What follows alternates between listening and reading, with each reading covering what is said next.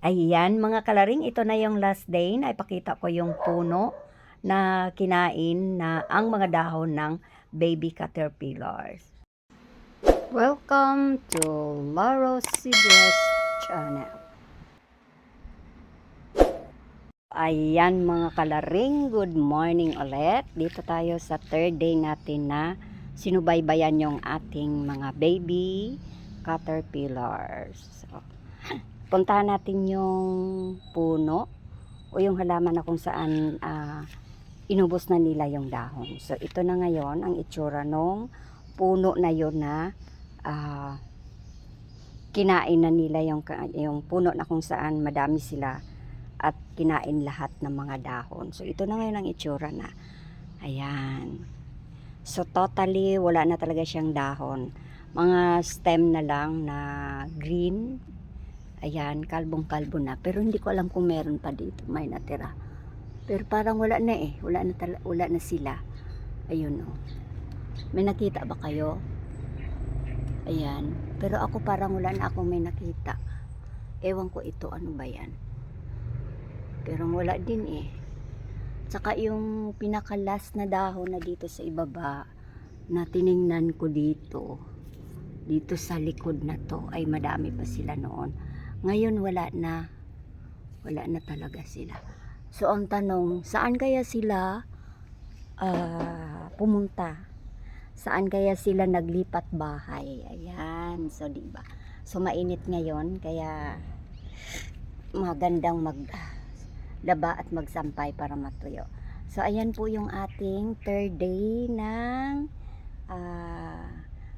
yung ating sinubaybayan ng mga baby caterpillars. So hindi natin alam kung saan sila lumipat.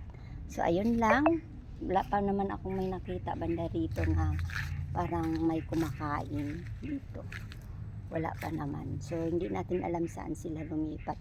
Pero ito na. Itong ganitong halaman, ito yung halaman na kinalbo nila. So may nakita na ako na ayun oh. Na parang kinainan. Palagay ko dito lumipat sila. Titingnan natin. Ayun. Merong isa. Dito sila lumipat, pero bakit isa lang siya? Nasaan na yung iba? Itong isa, tingnan natin. Itong daw na to. Natakot ako magbulat-lat, baka mahawa. Ay, ayan, may isa. Isa ba yan? O, isa nga. Pero malaki na siya. Mayroon na siyang kaunting hair. Parang tumutubo na, yun oh. Ayan. So, yun lang. Ayan, so dito pala lumipat. Ayan, ito kasing puno na to, ito yung talagang paborito ng mga caterpillar, yung hairy caterpillar.